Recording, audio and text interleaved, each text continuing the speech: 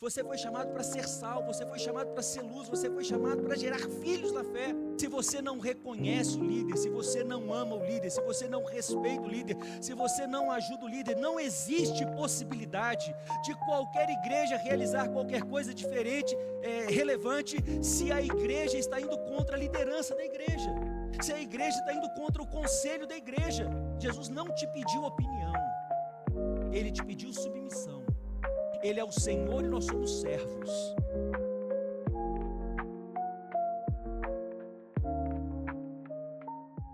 Boa tarde, irmãos, a paz do Senhor Jesus.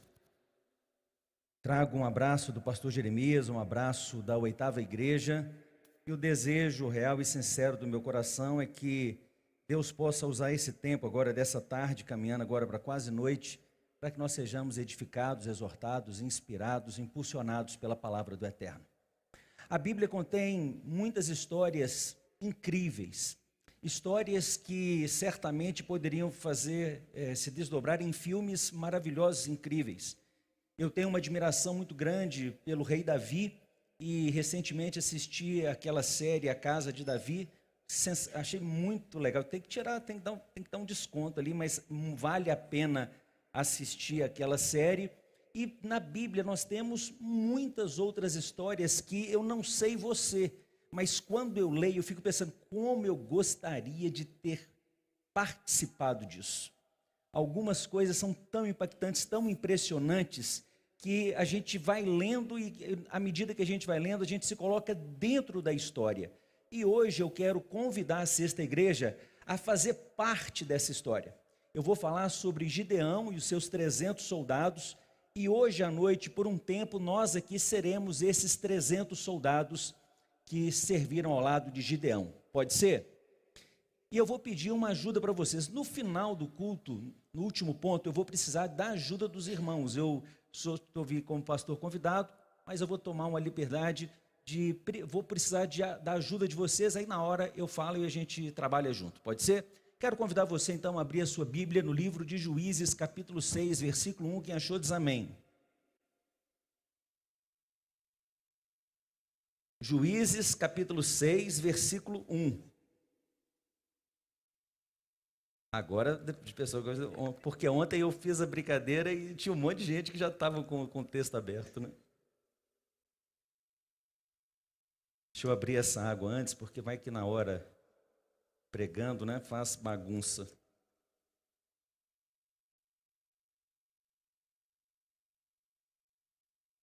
Lá na 8ª nós temos adotado a NAA, então eu vou fazer a leitura na NAA. Juízes capítulo 6, versículo 1 diz assim: O povo de Israel pecou contra Deus, o Senhor, e por isso ele deixou que o povo de Midian os dominasse durante 7 anos. Quantos anos? 7 anos. Os israelitas se escondiam dos midianitas em cavernas e em outros lugares seguros nas montanhas, porque os midianitas eram mais fortes do que eles. Todas as vezes que os israelitas semeavam, os midianitas vinham com os amalequitas e os povos do deserto e os atacavam, acampavam na terra e destruíam as suas colheitas até o sul, perto de Gaza. Não deixavam nada para os israelitas viverem, nem ao menos uma ovelha, uma vaca ou um jumento. Chegavam com o seu gado e as suas barracas e eram tão numerosos como gafanhotos. Eles e os seus camelos eram tantos que nem dava para contar. Vinham para destruir a terra e o povo de Israel não podia com eles. Então os israelitas pediram socorro a Deus, o Senhor. Quando eles oraram ao Senhor por causa dos midianitas, ele mandou um profeta que lhes disse: Assim diz o Senhor, o Deus de Israel: Eu tirei vocês da escravidão do Egito, eu os livrei dos egípcios e dos que lutaram contra vocês aqui nessa terra. Expulsei os seus inimigos e dei a vocês a terra deles. Eu disse que eu sou o Senhor, o Deus de vocês, e que vocês não deviam adorar os deuses dos amorreus que viviam nessa terra, mas vocês não quiseram me ouvir. Então o anjo do Senhor veio e sentou-se debaixo de um carvalho que havia perto do povoado de Ofra. Este carvalho pertencia a Joás, que era da família de Abiezer. o seu filho, Gideão, estava malhando trigo no tanque de pisar uvas, escondido para que os midianitas não o encontrassem. Então o anjo do Senhor apareceu a ele e disse: você é corajoso e o Senhor está com você. Pai amado, nós adoramos o nome do Senhor. Colocamos agora, Deus, a nossa vida total e completamente nas tuas mãos e nós te pedimos, ó Deus, que o Senhor fale conosco. Derrama sobre nós do teu Espírito e encha-nos, ó Deus, com a unção do Senhor, para que possamos, ao ouvirmos essa palavra, que possamos ser edificados e transformados por ela. Assim oramos e pela fé te agradecemos, no nome de Jesus. Meus irmãos, a mensagem de hoje, ela vai envolver o capítulo 6, 7 e parte do capítulo 8. Porém, eu não vou fazer a leitura de todos os capítulos, eu vou contar para vocês um resumo do que está escrito no capítulo 6, 7 e 8, e fica para você um desafio para que hoje à noite ou durante a semana você leia esses 3 capítulos. Você vai gastar cerca de 15 minutos para poder fazer essa leitura, e eu tenho certeza que a mensagem mais a leitura vai trazer mais esclarecimento e mais detalhes para vocês acerca daquilo que vai ser pregado hoje à noite. Quando olhamos para a história de Gideão, mais uma vez nós vemos o povo de Israel se afastando de Deus. E o livro de Juízes é esse livro que narra as histórias das desobediências de Israel e os seus pedidos de socorro. Mais uma vez, o povo de Israel tinha se afastado da presença de Deus, e quando se afastava da presença de Deus, Deus levantava um inimigo. Isso aconteceu diversas vezes, e algumas das vezes que Israel foi subjugado foram por períodos de 7 anos, 12 anos, 40 anos, 80 anos. Então Israel às vezes demorava muito a pedir socorro a Deus.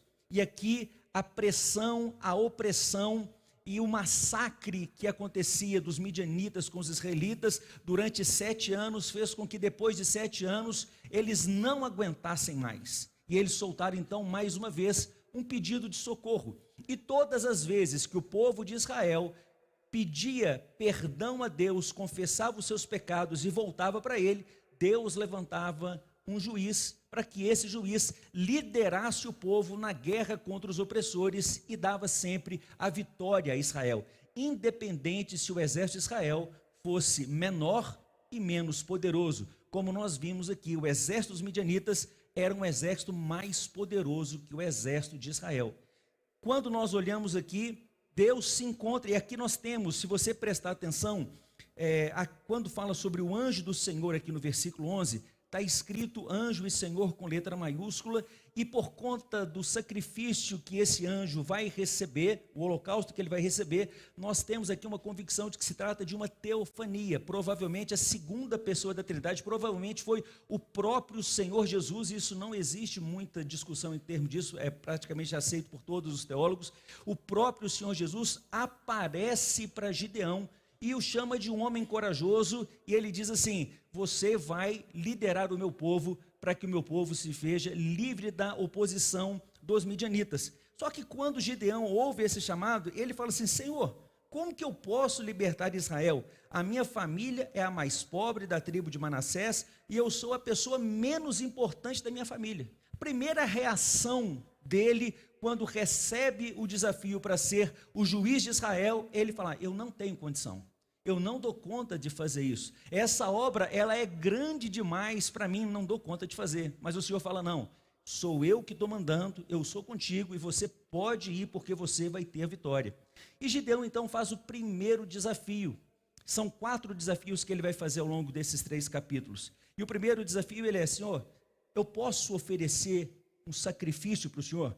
Ele queria saber com quem que ele estava falando. E ele prepara um sacrifício com carne, ou seja, um holocausto, e somente Deus pode receber o holocausto. E quando o fogo desce do céu e recebe aquele holocausto, ele é queimado, Gideão tem a convicção de que ele foi chamado por Deus para poder libertar o povo. E ele então começa a destruir os altares de Baal, começando a destruição desses altares, dos altares que o próprio pai tinha na casa dele. Ele reúne alguns empregados, e aqui é muito interessante. Aquele que diz assim, que ele a família mais pobre da tribo de Manassés, ele tem pelo menos 10 empregados. e ele reúne 10 empregados, e com esses 10 empregados, para você ver como que a visão dele é distorcida. Ele fala uma coisa, mas é outra coisa completamente diferente. Como que a pessoa mais pobre pode ter 10 empregados? Ele reúne esses 10 homens, e ele sai então destruindo os altares de Baal, e quando amanhece o dia, ele tem diante dele uma revolta muito grande. Por quê? Os israelitas ficaram revoltados porque eles estavam adorando Baal, e nós temos os midianitas também revoltados porque eles já eram adoradores de Baal. E eles tentam então matar Gideão, e falam para o pai dele que o pai dele tinha que dar um jeito. E o pai dele fala uma coisa muito interessante: olha, se Baal é Deus, que Baal resolva essa causa. E Baal não consegue fazer nada diante do Deus de Israel. A partir desse momento, as pessoas em Israel percebem que Deus levantou Gideão. E Gideão solta um convite para que as tribos de Israel se reúnam diante dele, juntamente com ele, para que eles possam lutar contra os midianitas. E ele então manda os mensageiros para as tribos, e essas pessoas começam a divulgar, e as pessoas, os soldados começam a ir para o ponto que foi marcado lá no capítulo 7. Porém, Gideão, que tinha feito a convocação para que as pessoas fossem para a guerra, o coração dele ainda está cheio de angústia, ele está cheio de medo ainda. Foram 7 anos de opressão. E ele fala com Deus: Deus, eu sei que eu já fiz um teste com o Senhor, mas eu queria te pedir, por favor, para eu ter certeza que o Senhor está comigo, eu quero fazer um teste. Eu vou colocar um pouco de lã aqui, e amanhã, se a lã estiver molhada e ao redor estiver tudo seco, eu sei que o Senhor está comigo. Amanhece o dia, ele pega a lã, e ele espreme a lã, e ele enche uma taça de água. E ele fala: Senhor, é muito interessante na versão aqui, ele fala assim: Senhor, não fique zangado comigo, mas eu queria fazer mais um teste. Agora eu quero fazer o contrário. Eu vou colocar a lã, e se a lã ficar seca e ao redor tiver tudo molhado, eu sei que o Senhor está comigo. E acontece exatamente isso. A lã fica seca, ao redor está com o orvalho, e ele parte para se encontrar com os homens que aceitaram o convite de lutar contra os midianitas. Quando ele chega no local determinado, ele toma um susto, pastor Felipe, porque aparecem 32 mil homens. Quantos homens? 32 mil homens. E o exército dos midianitas era um exército de 135 mil homens. Então eram 32 mil contra 135 mil.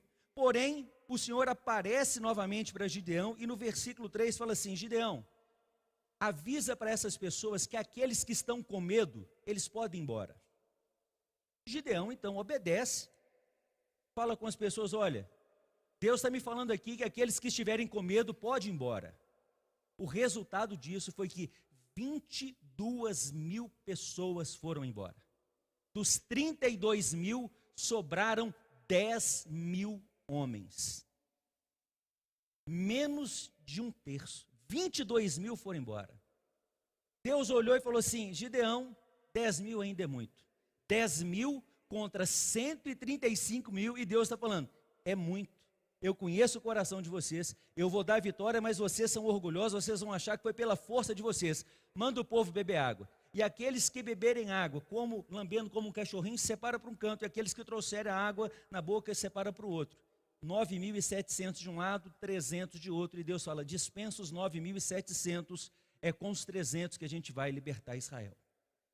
300 homens contra 135 mil homens, armados, habilidosos e preparados para a guerra. Não eram 135 mil homens quaisquer, eram homens de guerra, eram soldados. A noite vai chegando, e por volta de meia-noite, o Senhor aparece novamente para Gideão e fala: Gideão, eu te conheço. Eu sei que você já fez 3 testes comigo, mas eu sei que você ainda está inseguro. Eu vou te dar mais uma colher de chá. Pega teu servo Purá e desce até o acampamento dos midianitas, mas vai escondido, e ouve a conversa que eles estão tendo. Gideão vai com o servo dele Purá, escondido entre as pedras, e ele chega e ele ouve 2 soldados midianitas conversando.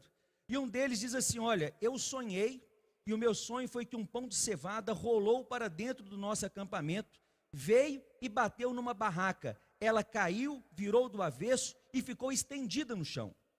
E aí Isso foi o sonho que um midianita teve.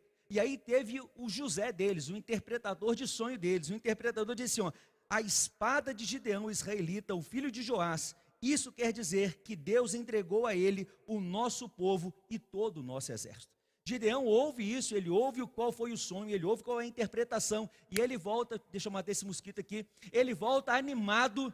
E ele fala com os 300, olha, vamos acordar aí, agora eu sei que Deus vai dar vitória. Pessoal, o quê? Agora que você tem, já era para você ter essa certeza há mais tempo. Deus me deu a vitória e a partir de agora nós vamos partir para cima dos midianitas. E a gente vai fazer o seguinte, 100 homens à minha direita, 100 homens à minha esquerda e 100 homens comigo aqui no centro. E vocês, então, eles já começaram a pegar a espada, a lança, o escudo. E não, a gente vai pegar cabaça seca e trombeta. O quê?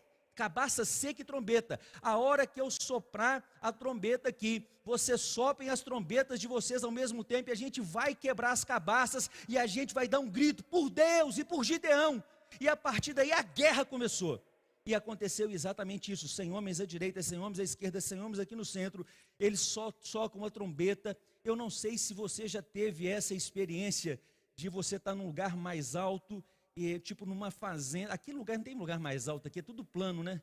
Aqui parece uma folha de papel comparado com Belo Horizonte, até assusta, cadê as morros aqui? Não tem. Mas imagina você num lugar mais alto, aquele som, ele ecoa, às vezes você consegue ouvir pessoas conversando de longe. Agora nesse vale, 300 homens tocando 300 trombetas, aquele barulho ensurdecedor, eles quebram as cabaças, e o exército midianita, ele começa a achar que Gideão partiu para cima deles de noite. Eles estavam achando que a luta seria de manhã cedo, mas é por volta de 1h da manhã, e a luta para eles já começou, e eles pegam a espada, eles pegam as lanças, e o midianita começa a matar outro midianita, os 300 lá de cima olhando, e midianita matando midianita, os 300 em cima olhando, e midianita matando midianita, matando midianita, matando midianita, e o resultado disso é que quando o dia começa a clarear, eles percebem, peraí, você é do meu time. Eles, quando o dia clareia, eles começam a perceber que eles estavam matando eles mesmos. Só que quando eles percebem, a Bíblia diz que 120 mil homens, eu estou no capítulo 8, versículo 10. 120 mil homens tinham morrido, sobraram 15 mil homens. Do exército de 135 mil, sobraram 15 mil. E agora, os 15 mil contra os 300. Só que nessa hora, os 300 ficaram grandes. Porque os 15 mil estavam amedrontados, estavam acovardados. E os 300 partem para cima deles, eles mais uma vez eles gritam, por Deus e por Gideão, e eles partem para cima dos 15 mil, e eles vão matando os 15 mil, e vão matando os 15 mil, e vai dando espadada, vai dando lançada, vai matando, porque Deus tinha mandado acabar com o exército inteiro. Eles vão matando os midianitas, até que eles chegam numa cidade chamada Sucote. E quando eles chegam na cidade de Sucote, versículo 16, eles dizem assim, olha, nós estamos cansados, a gente está com fome, a gente está com sede. Por favor, dê alguma coisa para a gente comer, porque nós temos que ir atrás do exército midianita e acabar com a raça deles. Porém, os príncipes da cidade de Sucote disseram assim, não, essa guerra é sua. Você que resolva esse problema. E aí acontece uma coisa interessante. Sabe o que Gideão fala com eles? Faz assim com o seu dedo. Vira para a pessoa que está do seu lado e fala assim, ó, ah é? Não, mas fala bravo. Ah é? Você está falando comigo que essa guerra é minha, que essa guerra não é sua. Eu vou atrás deles, eu vou acabar com a raça deles. Mas quando eu acabar com a raça deles, eu vou voltar, eu vou passar pelo deserto, eu vou pegar os espinhos dos cactos e vou acabar com a raça de vocês. Eles vão para a próxima cidade. Eles chegam na cidade de Penuel. Na cidade de Penuel, eles dizem, olha, nós estamos cansados, nós estamos com fome, nós estamos com sede. Dê alguma coisa para a gente comer, dê alguma coisa para a gente beber, porque nós temos que acabar com os exércitos midianitas. Sabe o que eles disseram? Essa guerra é sua, nós não temos nada a ver com isso. Se vire. Sabe o que Gideão falou com eles? Ah, é? Não, me ajuda, gente. Não, esses agora foram antes, vamos junto. 1, 2 e... Ah, é? Vocês estão dizendo que essa guerra é minha, não é suas. Então, eu vou acabar com a raça deles. Mas quando eu voltar aqui em Penuel, eu vou matar todos os homens dessa cidade. Não importa a idade. Eu vou acabar com a raça de vocês. E eles então vão atrás dos midianitas. E a Bíblia diz, no capítulo 8, versículo 16, diz assim, que então ele acaba e o exército inteiro foi destruído. Versículo 12, capítulo 8, versículo 12, diz que o exército inteiro foi derrotado. E ele então, depois que derrota os 135 mil midianitas, ele passa primeiro na cidade de Sucote, mata os 77 príncipes daquela cidade. Depois ele vai da cidade de Penuel e ele mata todos os homens daquela cidade. Versículo 16, então pegou espinhos das plantas do deserto e com eles castigou os chefes de Sucote. Também derrubou a torre de Penuel e matou os homens daquela cidade. Esse é o resumo da história. A história de Gideão continua, mas eu quero parar nesse ponto da história. E depois de ter feito a leitura do texto, a explanação do texto, o resumo do texto, eu quero tirar desse texto 5 lições importantes para a nossa edificação de hoje à noite. A primeira lição que a gente vai aprender hoje é que os 300 eram corajosos. Você pode repetir comigo? Os 300 eram corajosos. Por que eu posso fazer essa afirmação? Eu posso fazer essa afirmação porque os 300, eles faziam parte dos 10 mil. Os 10 mil já eram corajosos. Só que eles eram mais corajosos que os outros corajosos. Eles faziam parte desse grupo. Agora, uma coisa muito interessante. Gideão foi chamado de homem corajoso, não porque ele era um soldado, mas o que ele estava fazendo quando ele foi chamado de corajoso? Ele estava trabalhando. A Bíblia fala de 3 tipos diferentes de coragem. A pessoa precisa ter coragem para trabalhar, e a Bíblia valoriza o trabalho. A pessoa precisa ter coragem para guerrear, para enfrentar o inimigo, para ir para o campo de batalha. E a pessoa precisa ter coragem para dizer não, quando o pecado lhe é oferecido. Dizer sim é muito fácil, o difícil é dizer não. Pastoreei jovens durante muitos anos lá na 8ª igreja. E, infelizmente, uma estatística muito ruim, eu sei que essa estatística acontece aqui em Uberlândia também, que aqui também Uberlândia recebe muitas pessoas de outras cidades que vêm estudar aqui. 70% dos alunos crentes que vão para Belo Horizonte estudar, desviam. 70% dos crentes que vão para a capital, desviam. Apenas 30% têm coragem para dizer não. Meus irmãos, isso aqui é absolutamente importante você entender isso. Você não vai fazer parte de um grupo relevante se você não for uma pessoa corajosa.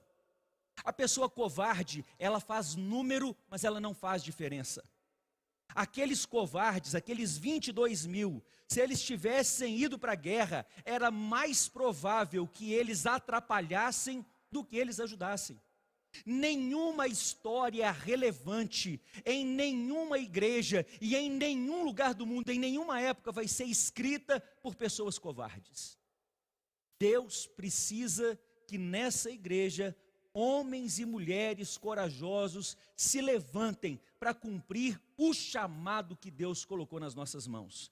Qual é o chamado da 6ª Igreja Presbiteriana de Uberlândia? O chamado é para transformar essa cidade, para que enquanto tiver um não crente nessa cidade, essa igreja não pare de evangelizar. Eu conversei com alguns presbíteros e alguns pastores, e a 6ª Igreja tem vivido um tempo de avivamento. A igreja saiu de 300 membros para mais de 1000 membros num período curto de tempo. Isso dentro da história da igreja presbiteriana é um dado estatístico super diferenciado. 85% das igrejas presbiterianas do Brasil têm menos de 120 membros. Essa igreja está chegando em mais de 1000 membros E essa igreja continua sonhando em continuar crescendo, mas ela só pode continuar crescendo e vai continuar crescendo. E aquilo que está acontecendo hoje é porque eu posso garantir que existem pessoas corajosas dentro dessa igreja, homens e mulheres que não têm preguiça de trabalhar, que não têm preguiça de assumir os ministérios, não têm preguiça de liderar, não têm preguiça de servir a Deus, não têm preguiça de evangelizar, de discipular, de dar um bom testemunho, e também não são preguiçosos na hora de trabalhar. Você quer construir uma história que seja uma história relevante, você precisa ser uma pessoa corajosa. E o primeiro desafio que eu faço para você, você que tem sido um crente, que está sentado no banco sem fazer nada, isso é pecado. Você faz parte, se você frequenta a igreja, e você não ajuda em nenhum ministério, se você não faz nenhum tipo de discípulo, você faz número, mas você não faz diferença. Isso, você não foi chamado para isso. Você foi chamado para ser sal, você foi chamado para ser luz, você foi chamado para gerar filhos na fé. Os 300 eram corajosos, mas coragem sozinha não é suficiente. A segunda lição que a gente aprende com esses homens é que os 300 eram corajosos, mas tem uma segunda qualidade nesses homens. Os 300 reconheciam o líder. Vamos repetir essa segunda frase comigo? Os 300 reconheciam o líder. Somente os homens, vamos lá? Somente as mulheres. Meio a meio, assim, eu achei que as mulheres são mais baixinho um pouquinho. De novo, os homens. As mulheres. Esse é um princípio absolutamente importante. A primeira coisa que nós temos que reconhecer, o nosso líder é o nosso Senhor Jesus Cristo. Você como crente, você precisa reconhecer, Jesus é meu Senhor, Ele dá ordem, eu obedeço. Quando você entregou a sua vida para Jesus, não é para você questionar com Ele e falar, Senhor, eu não estou concordando com isso aqui que está falando aqui no livro de Juízes, aqui não, isso aqui está errado. Jesus não te pediu opinião, Ele te pediu submissão. Ele é o Senhor e nós somos servos. Ele fala, eu obedeço. E olha que Ele manda eu fazer umas coisas doidas. Ele manda eu amar meu inimigo.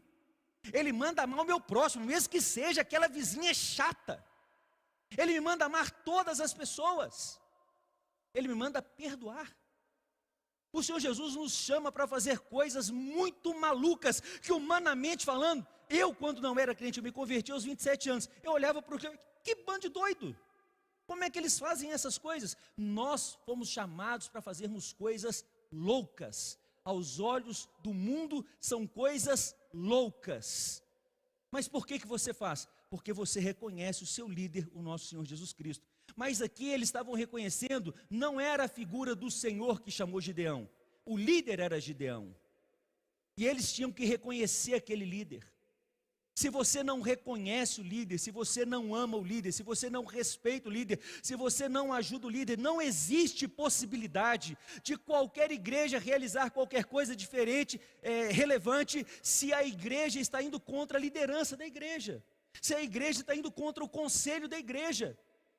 Agora, quando você tem um conselho, você sabe que esse conselho é composto por homens cheios de Espírito Santo, que amam o Senhor Jesus, que o servem de forma apaixonada, mesmo que eles chamem vocês para fazer coisas malucas, vocês fazem. Eu faço parte de uma igreja do pastor Jeremias, pensa num homem doido. Ele é muito mais doido do que você pensou. Ele faz algumas coisas que dá do nada assim, ele faz umas propostas, faz um negócio, e a igreja abraça todas as doideiras do pastor Jeremias, todas as loucuras. Vamos construir uma igreja, a gente levanta e constrói. Você sabe por quê? Porque a gente reconhece a presença e a unção de Deus sobre a vida do pastor. Deus deu a visão para ele, deu a unção para ele, deu a direção para ele. Ele é meu pastor, eu me coloco submisso à liderança, como autoridade sobre a minha vida. E a partir daí, eu vou pular na bênção, ele manda e a gente obedece. Pensa nesses homens aqui. Ele é chamado para poder lutar contra os midianitas, um exército de 135 mil homens, muito mais poderoso que você, e de repente você vai para a guerra, porque você ouviu falar que Gideão queimou os altares de Baal. Ele não matou ninguém, não brigou com ninguém, só queimou o altar. E você vai para a guerra.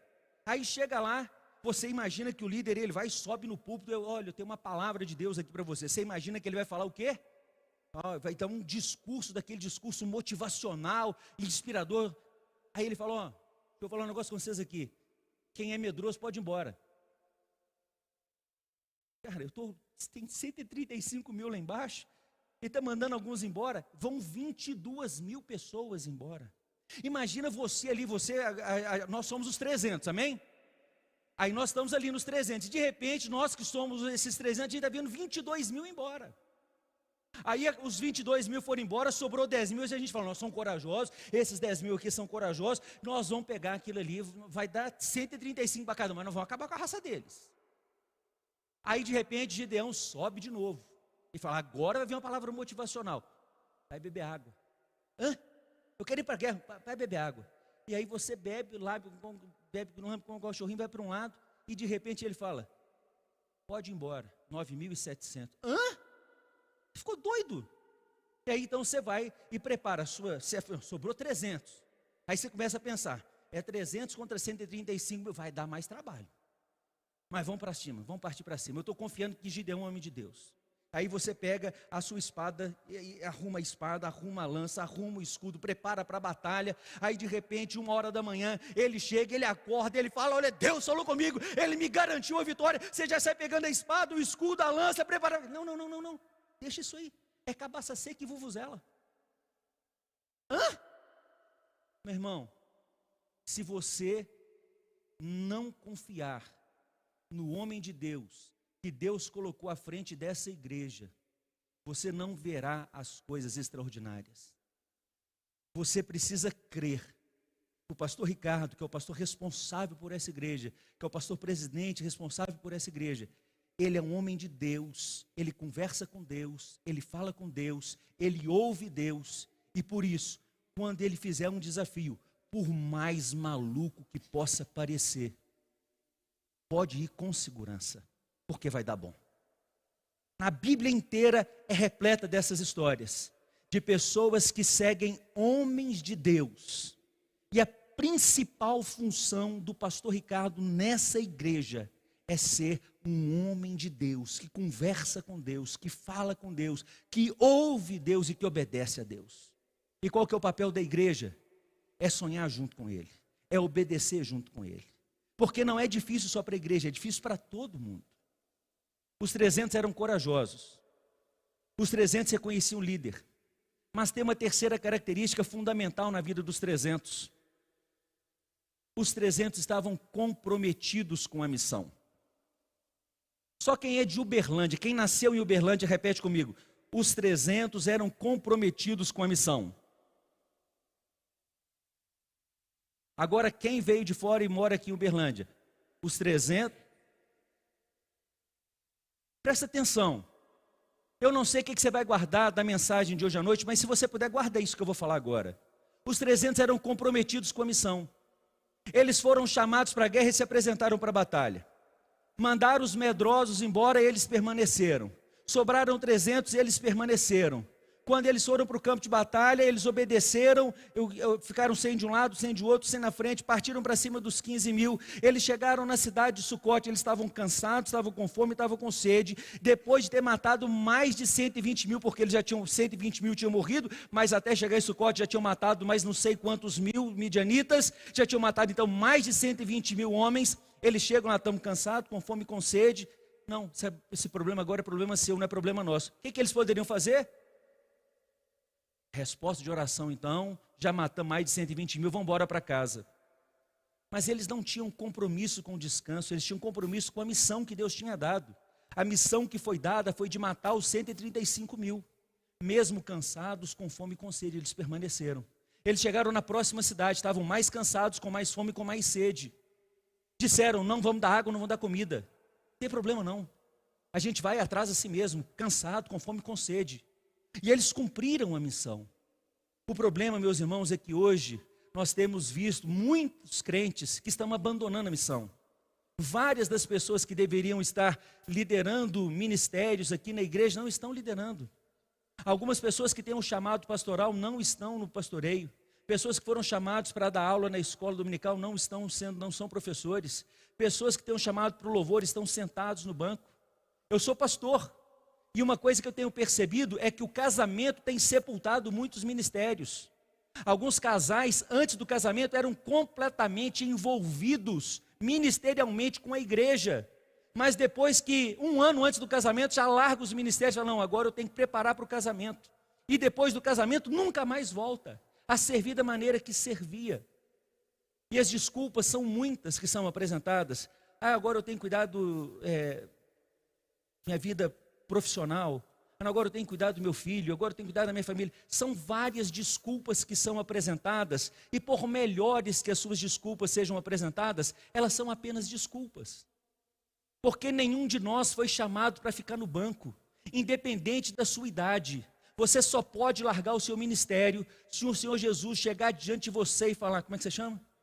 Gabriel, está liberado. Se o Senhor Jesus não aparecer diante de você e falar com você que está liberado, você não está liberado.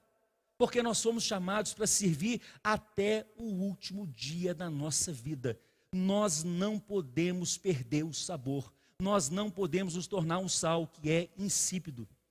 Então, um chamado que fica aqui é o chamado para que você volte a servir a Deus, que você encontre o seu lugar.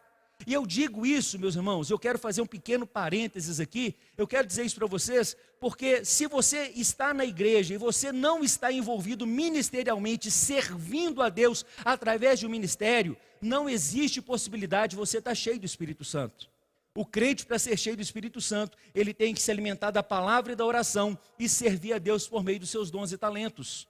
É só você fazer um exercício simples, tentando lembrar quem são as pessoas que você conhece cheias do Espírito Santo.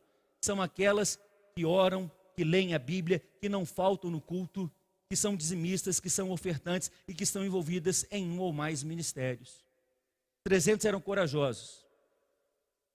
Os 300 reconheciam o líder. Os 300 eram comprometidos com a missão. Mas a quarta lição, os 300 conheciam o inimigo.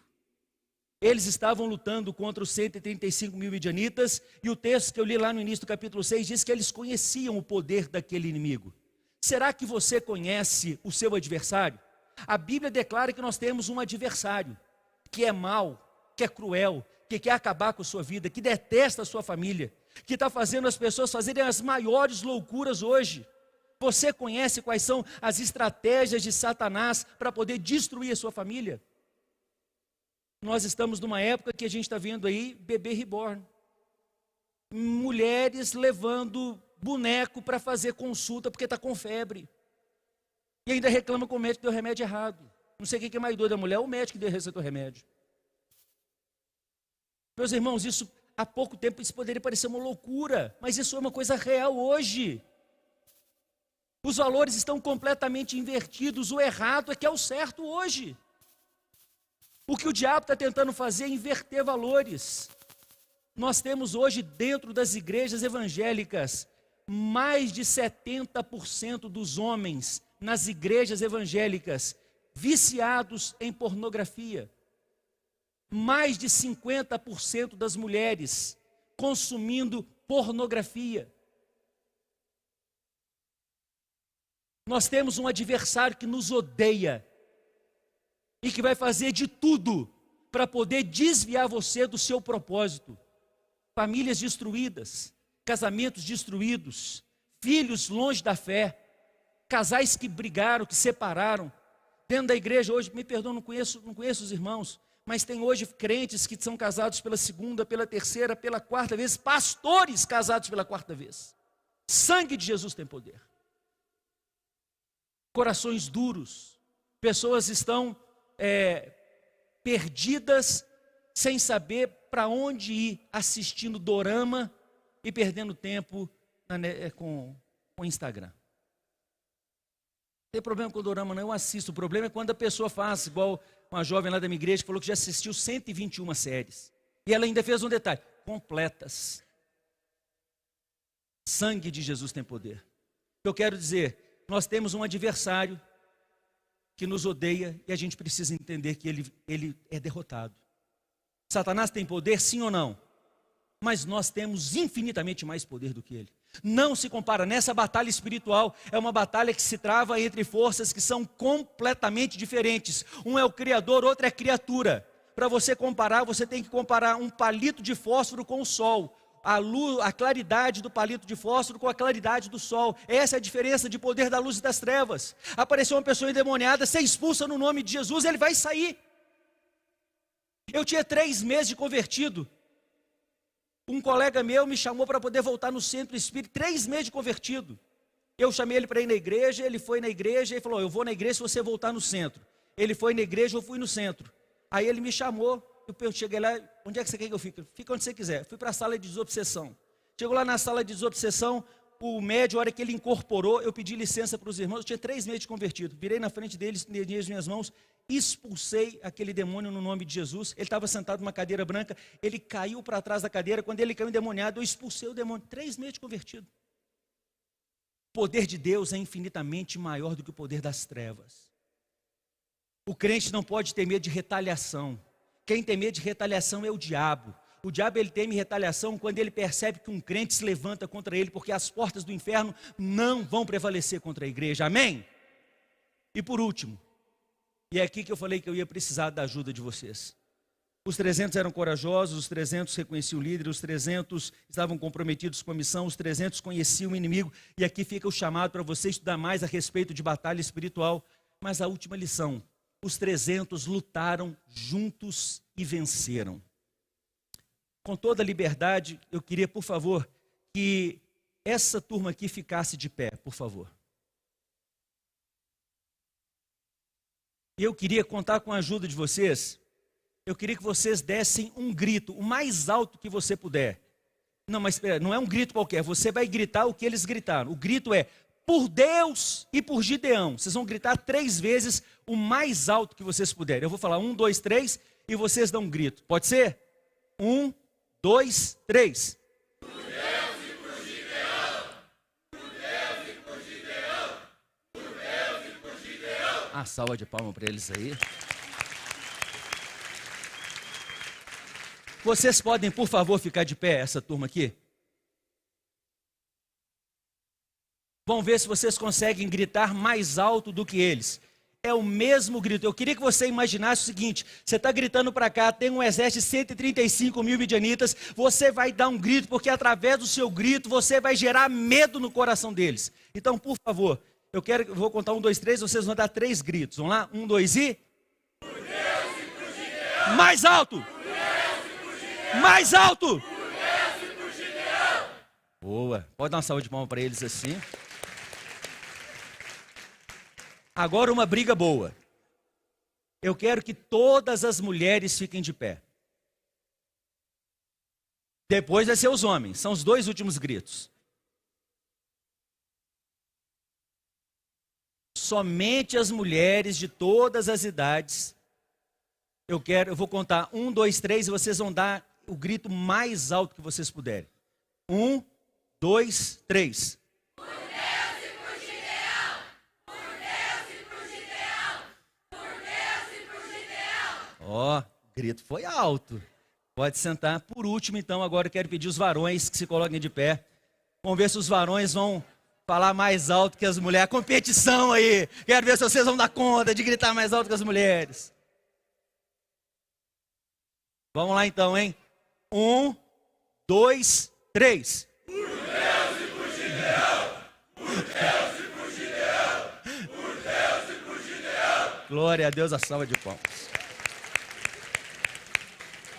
Meus irmãos, o 5º ponto é autoexplicativo. Aquele grupo gritou e foi muito bem. Esse grupo gritou e foi muito bem.